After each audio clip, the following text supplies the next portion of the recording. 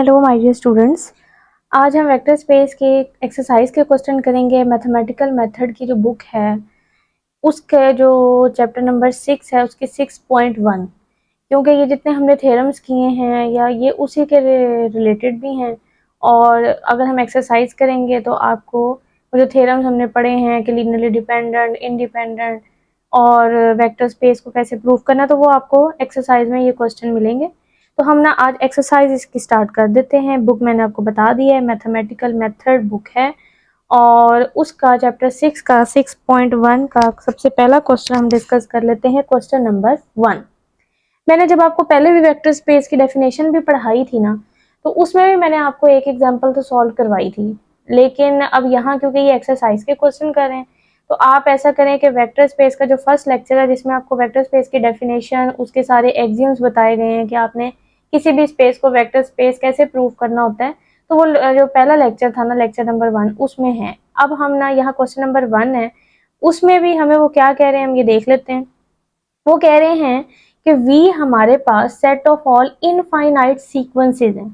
ठीक है, मैं जब आपको कराऊंगी तो साथ साथ बताती भी रहूंगी। वो कह रहे हैं V जो है ना वो एक इनफाइनाइट सीक्वेंस का सेट है। ठीक है, सीक्वेंस का मतलब होता है कि जो आपके पास ये जैसे टर्म्स होती हैं और इनफाइनाइट है तो वो चलती रहेंगी। जैसे कि ये लिया हुआ है कि अगर हमने ये ए एन लेना है तो ए एन का मतलब है A1 A2 AN up to so on, ये एक सीक्वेंस है। और ये अगर वो फाइनाइट कहते तो हमने एन पे रुक जाना था, लेकिन यहाँ उन्होंने इनफाइनाइट का है तो हम चलते जा रहे हैं। तो उन्होंने कहा ये वी एक ऐसा सेट है जिसमें सारी सीक्वेंसेज हैं।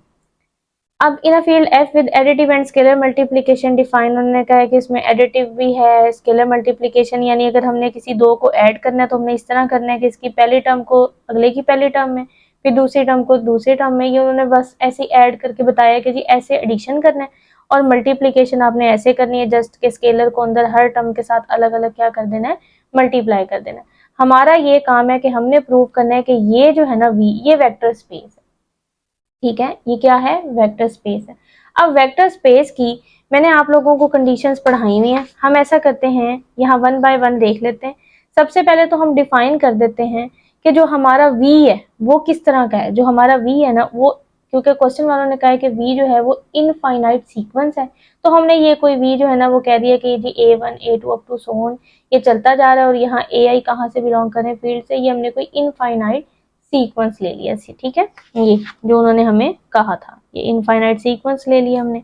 और ये भी है, जो सीक्वेंस होता है उसमें जो टर्म्स होती हैं वो नेचुरल नंबर की होती है। डोमेन क्या होती है, सीक्वेंस की डेफिनेशन क्या होती है कि जिसकी डोमेन जो है वो सेट ऑफ नेचुरल नंबर हो। ठीक है, अच्छा जी।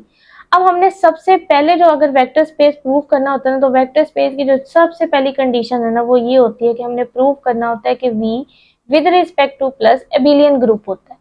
ये हमने प्रूव करना होता है। अब एबिलियन ग्रुप के आगे 5 कंडीशन होती हैं। पहले होता है, सबसे फर्स्ट वाली जो है ना वो होती है कुलैयर लॉ। ये अब हम पहले ये प्रूव करना चाह रहे हैं कि जो V प्लस है वो कौन सा ग्रुप है, एबिलियन ग्रुप है। तो सबसे पहले हम देखते हैं कुलैयर लॉ। जो कुलैयर लॉ होता है वो क्या होता है कि अगर हम V1 प्लस दो वेक्टर्स लें वेक्टर स्पेस के अंदर से, हम उनको ऐड करें, क्योंकि हम with respect to addition check कर रहे हैं, ऐड करें, आंसर अगर दोबारा से उसी वेक्टर स्पेस में चला गया तो हम कहेंगे कि हमारा कुलैयर लॉ सेटिस्फाई हो गया।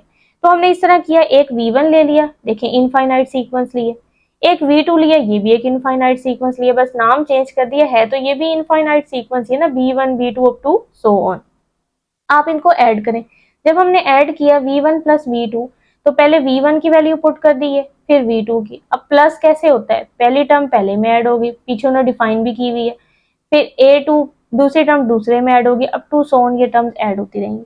अब अगर आप जरा गौर करें तो ये भी तो दोबारा V में ही जा रहा है, ये भी तो एक इनफाइनाइट सीक्वेंस ही नहीं आ रही है, ये कुछ और, यानी ये कोई और चीज तो नहीं है, ये एक इनफाइनाइट सीक्वेंस है।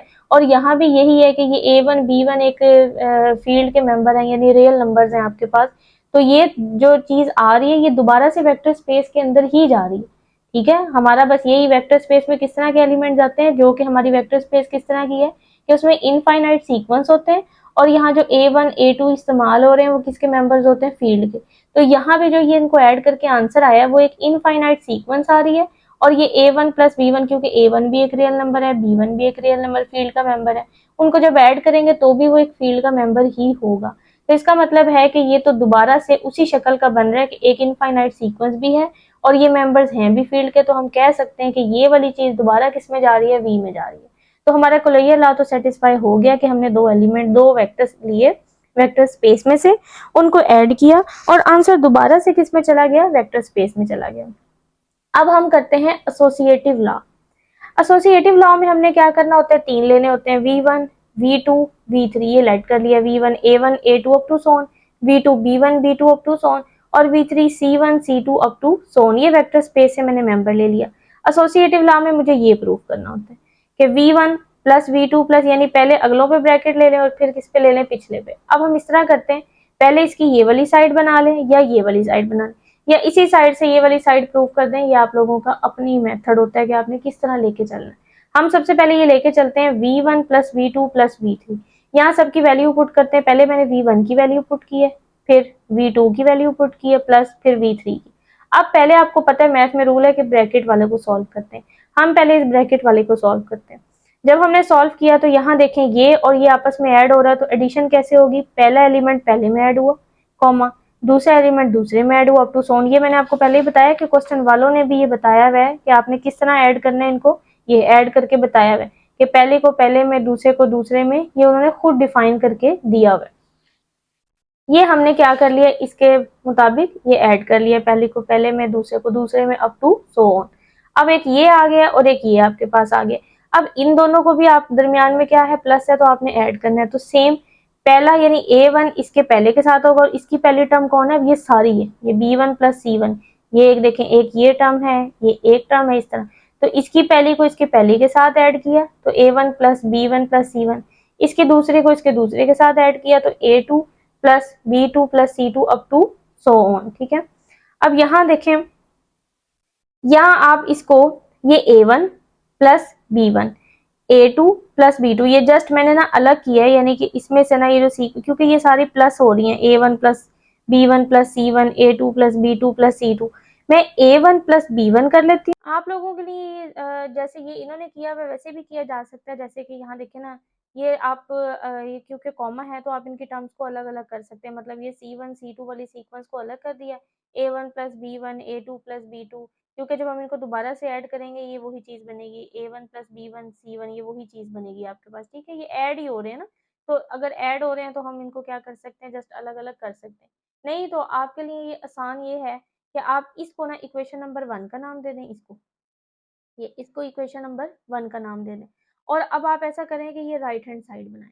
जब आपने राइट हैंड साइड बनानी है तो वो भी यही आनी है, वो चेंज नहीं आएगी, वो भी यही आएगी, क्योंकि ये जस्ट स्केलर ही है।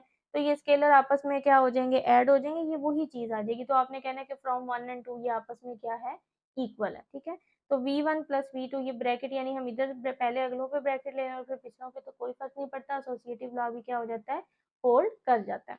अच्छा, उसके बाद हमारे पास आ जाता है आइडेंटिटी लॉ। आइडेंटिटी लॉ क्या होता है, आइडेंटिटी लॉ, अब देखिए ना, आपको ये पता है कि आप इस वेक्टर स्पेस जिसको आप प्रूव कर रहे हैं ना v को, उसमें सारी सीक्वेंसेस हैं, तो हम जो भी टर्म ले रहे हैं ना वो इन टर्म्स ऑफ सीक्वेंस ही ले रहे हैं, क्योंकि उसकी शक्ल ही उस तरह की है, हमने लेना तो वैसा ही है ना जिस तरह उन्होंने डिफाइन किया हुआ क्वेश्चन में। तो अगर हमने आइडेंटिटी लॉ लेना है, आपको पता है कि आइडेंटिटी लॉ क्या होता है, यानी एडिटिव जो आइडेंटिटी होती है वो जीरो होती है, सिंपल। लेकिन यहाँ हमने जो जीरो लेना है ना वो इन टर्म्स ऑफ सीक्वेंस लेना है, तो हम ले सकते हैं 0,0, अप टू सोन, ये भी तो एक सीक्वेंस ही है ना। और इसमें ये सारे नंबर, ये समझे 0 0 जो भी है, ये सारे फील्ड के नंबर है, रियल के नंबर है, तो हम ये जीरो ले सकते हैं। और यही एडिटिव आइडेंटिटी भी है।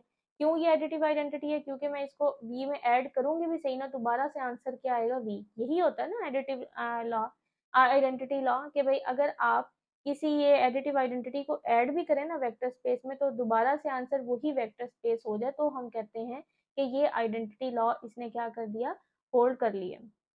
तो हम इस तरह करते हैं, करके भी देख लेते हैं। ये हमने जीरो लिया कि ये जी एडिटिव आइडेंटिटी है, तो अब इसको चेक करते हैं। तो v में जीरो को ऐड करते हैं, यानी v में इसको ऐड करते हैं, आंसर दोबारा से मेरा v ही आना चाहिए। तो मैंने v ले लिया, वो जो पहले डिफाइन किया हुआ है a1 a2 अप टू सोन, ये v की सीक्वेंस ले ली, प्लस ये जीरो की जो मैंने सीक्वेंस सेलेक्ट किया। अब ये दोनों आपस में ऐड हो रहे हैं, तो पहली टर्म पहले में ऐड होगी, दूसरी टर्म दूसरे में ऐड होगी, up to so on. a1 plus zero a1 ही होता है, a2 plus zero a2 up to so on, तो ये तो दोबारा से v नहीं आ गया। इसका मतलब है ये जो जीरो वाली ये जो मैंने ली थी, ये वाकई ही इसकी एडिटिव आइडेंटिटी है, तो इसने आइडेंटिटी लॉ को भी क्या कर दिया, होल्ड कर दिया, तो हमारी थर्ड कंडीशन भी सेटिस्फाई हो गई है। फिर हमारे पास क्या आ जाता है, इनवर्स लॉ। इनवर्स लॉ में क्या होता है कि अगर आप एक वेक्टर ले रहे हैं तो उसका एडिटिव इनवर्स, यानी अगर a1 है तो -a1, a2 है तो -a2, ये भी होल्ड करना चाहिए।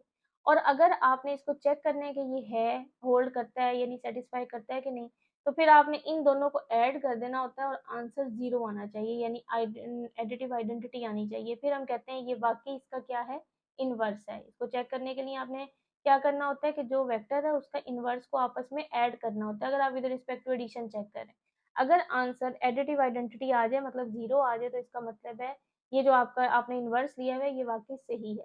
तो हम ऐसा करते हैं, हमने कह दिया कि अगर हम वेक्टर कोई भी ले लेते हैं तो उसका इनवर्स होगा v के अंदर। क्यों, ये बिकॉज आगे वो बता रहे हैं, क्योंकि अगर हम इन दो वेक्टर्स को ऐड कर रहे हैं v प्लस ये -v1, तो देखिए पहले v की वैल्यू पुट की है, दरमियान में प्लस, फिर ये -v की वैल्यू पुट की है, -a1, -a2 up to so on. अब पहला पहले में हुआ तो a1 -a1, दूसरा दूसरे में हो गया, वो प्लस माइनस माइनस हो जाएगा ना, a2 -a2 up to so on. a1 -a1 0, a2 -a2 0, इस तरह आगे जितने भी होंगे वो भी सारे क्या हो जाएंगे, 0 हो जाएंगे। तो ये तो मैंने इसको पूरे को एक नाम दिया था 0 का, तो ये आंसर क्या आ गया, 0। इसका मतलब है कि ये वाकई ही इसका इनवर्स था, क्योंकि इसको हमने ऐड करके देखा तो आंसर क्या आ गया, एडिटिव आइडेंटिटी आ गया, यानी कि इनवर्स लॉ भी होल्ड करता है। फिर हमारे पास आ जाता है कम्यूटेटिव लॉ। कम्यूटेटिव लॉ में हमारे पास क्या होता है कि अगर हम v1 प्लस v2 करें तो आंसर आना चाहिए v2 प्लस v1, यानी आप बेशक a प्लस b कर लें या b प्लस a कर लें, लेफ्ट और राइट का आंसर क्या आना चाहिए, सेम। ये होता है कम्यूटेटिव लॉ। तो हम यहाँ v1 हमने ये ले लिया, v2 हमने ये ले लिया, तो वो कह रहे हैं हमने प्रूव करना है कि v1 प्लस v2 करें या v2 प्लस v1 करें तो आंसर क्या आता है, सेम। हम v1 प्लस v2 करते हैं, v1 की वैल्यू पुट की, v2 की वैल्यू पुट की, अब वही पहला पहले में ऐड हुआ, दूसरा दूसरे में ऐड हुआ, अप टू सो ऑन। अब देखें ना, ये जस्ट एक नंबर्स हैं, क्योंकि ये a1 b1 real number field के हैं। फील्ड में क्या होते हैं, स्केलर्स होते हैं ना, यानी रियल नंबर्स होते हैं। अब ये रियल नंबर है, तो रियल नंबर में अगर दोनों आपस में रियल नंबर प्लस हो रहे हैं तो हम उनकी सीड्स को चेंज कर सकते हैं ना, कोई मसला नहीं होता। अगर 1 प्लस 2 है और आप 2 प्लस 1 कर दें तो कोई फर्क तो नहीं पड़ता ना, 1 प्लस 2 भी 3 होता है और 2 प्लस 1 भी 3 होता है। तो इसका मतलब है अगर मैं a1 प्लस b1 को b1 प्लस a1 लिख दूं तो कोई फर्क नहीं पड़ता। हाँ, अगर कोई टर्म माइनस होती तो शायद इधर उधर करने से फर्क पड़ता, लेकिन ये तो प्लस हो रही हैं भी नंबर, जस्ट रियल नंबर्स हैं, तो हम इनको चेंज कर दें कोई फर्क नहीं पड़ता। तो b1 plus a1, b2 plus a2 up to so on. अब यहाँ हम इस तरह करते हैं कि ये जैसे यहाँ पहले अलग अलग था, हमने इकट्ठा किया था, अब ये इकट्ठा है ना, अब इसको दोबारा से अलग कर दें, यानी b1 वाली b1 b2 वाली सीक्वेंस को अलग, a1 a2 up to Son a वाली को सीक्वेंस को अलग। और यहाँ भी आप वही काम कर सकते हैं कि लेफ्ट साइड बनाएं राइट साइड बनाएं, वो सेम आएगी, ठीक है। तो हम यहाँ इस तरह किया, ये बी वालियों को अलग कर लिया, b1 b2 up to Son a1। तो बी वाली सीक्वेंस को नाम दिया था v2 का, a वाली को नाम दिया था v1 का। तो देखें v1 प्लस v2 बराबर आ गया v2 प्लस v1 के।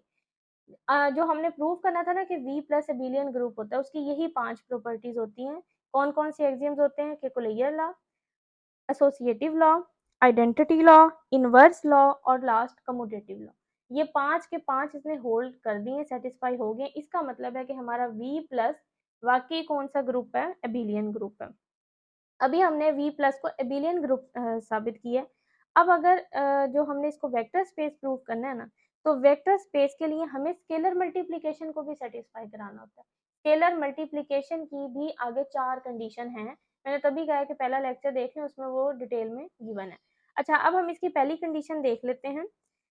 जो पहली कंडीशन है वो तो जस्ट हमने ये डिफाइन करवाया होता है कि अगर हमारे पास a जो है वो कोई फील्ड का मेंबर है और v हमारे पास वेक्टर स्पेस है, तो a v हमारे इस तरह होता है कि स्केलर अंदर ऐसे मल्टीप्लाई होता है। अब जो इसकी पहली कंडीशन हमने प्रूव करवानी है ना, वो ये वाली, ये इसकी फर्स्ट कंडीशन है कि a b v is equal to a b v, यानी कि ब्रैकेट जस्ट चेंज होते हैं कि अगर इस तरह ब्रैकेट हो ना कि एक स्केलर और अंदर हो और वेक्टर, तो वो कह रहे हैं कि वो किसके बराबर होना चाहिए कि दोनों स्केलर अलग हो जाए और वेक्टर क्या हो जाए, अलग हो जाए। ये हमने कंडीशन सेटिस्फाई करवानी है।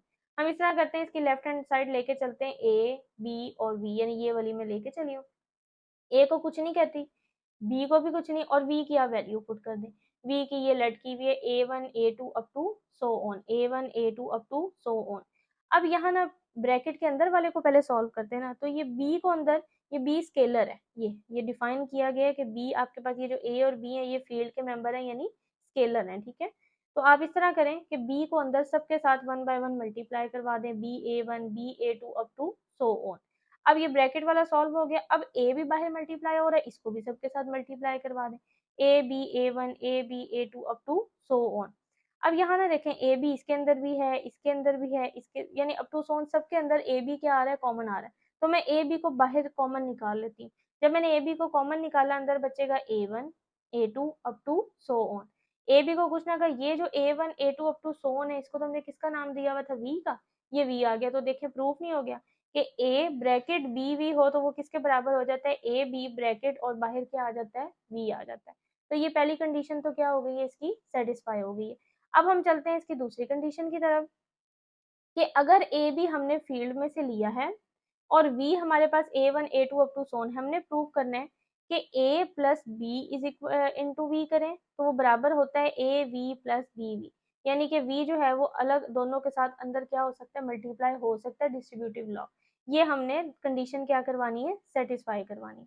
तो हम इसकी भी लेफ्ट हैंड साइड लेके चलते हैं, a plus B into V, और यहाँ a और b जो है वो किसके मेंबर्स हैं, फील्ड के हैं, और v जो है ये किसका है, वेक्टर स्पेस का है। a प्लस बी को तो कुछ ना कहा, v की वैल्यू पुट कर दी, A1 A2 up to so on. अब ये आपके पास क्योंकि एक स्केलर है तो ये अंदर सबके साथ 1 बाय 1 हर टर्म के साथ क्या होंगे, मल्टीप्लाई होंगे। तो a प्लस बी को A1 के साथ मल्टीप्लाई किया, a प्लस बी को A2 के साथ मल्टीप्लाई किया अप टू सो ऑन, क्योंकि ये स्केलर है, ये अंदर 1 बाय 1 सबके साथ क्या हो जाएगा, मल्टीप्लाई हो जाएगा। अब यहाँ ये देखें, यहाँ तक तो हमने कर दिया ना कि a प्लस बी को अंदर सबके साथ क्या कर दिया, 1 बाय 1 मल्टीप्लाई। अब यहाँ भी तो देखें ना, ये A1 अलग अलग, आप इसको भी तो इसके साथ मल्टीप्लाई कर सकते हैं, A1 को इसके साथ अलग, A1 को B के साथ अलग, A2 को A के साथ अलग, A2 को B के साथ अलग। तो हम इस तरह करते हैं, इसको भी अंदर 1 बाय 1 अलग अलग मल्टीप्लाई कर देते हैं, ये मल्टीप्लाई हुआ है। A1 को A के साथ अलग किया, A1 को B के साथ, फिर A2 को A के साथ, A2 को B up to so on. अब यहाँ ये पहली, क्योंकि ये दरमियान में कॉमा है ना, तो हम इसको इस तरह कर सकते हैं, ये ए वाली को अलग करके लिख दिया, दरमियान में प्लस, और बी वाली को क्या कर दिया अलग। ये दरमियान में अगर इस तरह कॉमा होता है ना, ये दोनों प्लस हो रही हैं, तो हम इस तरह कर सकते हैं कि ए वाली को अलग करके दरमियान में प्लस और बी वालियों को क्या कर दिया, अलग कर दिया, क्योंकि जब इनको ऐड करेंगे ये ऊपर वाली चीज ही बनती है।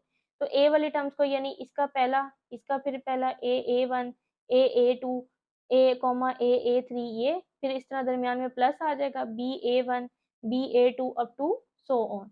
अब इन सब में अगर आप देखें a कॉमन है, मैंने a कॉमन ले लिया, अंदर बचेगा A1 A2 up to so on. इस सब में देखें तो b कॉमन है, तो मैंने b कॉमन ले लिया, अंदर बचेगा A1 A2 up to so on.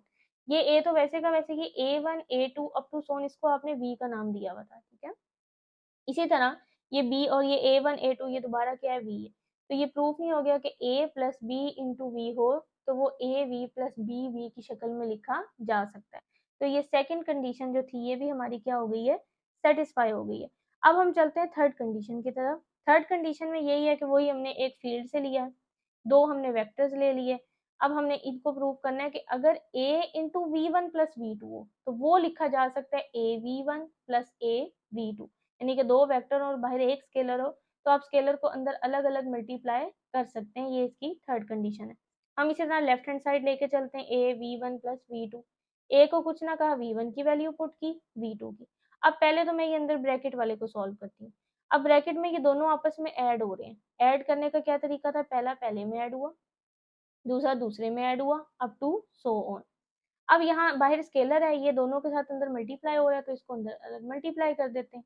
ए इसके साथ भी मल्टीप्लाई हुआ, ए इस टर्म के साथ भी मल्टीप्लाई हुआ, अप टू सो ऑन। अंदर ए और फर्दर मल्टीप्लाई कर दें तो आएगा A1 A B1 comma A2 A B2 up to so on. अब फिर वही है, आप ऐसा करें कि ए वाले को अलग कर लें, बी वालों को क्या कर लें, अलग कर लें, क्योंकि हमने अलग करके प्रूफ करवाना होता है ना। तो ये A1 A2 up to so on दरमियान में प्लस, और फिर बी वालों को AB1 AB2 up to so on.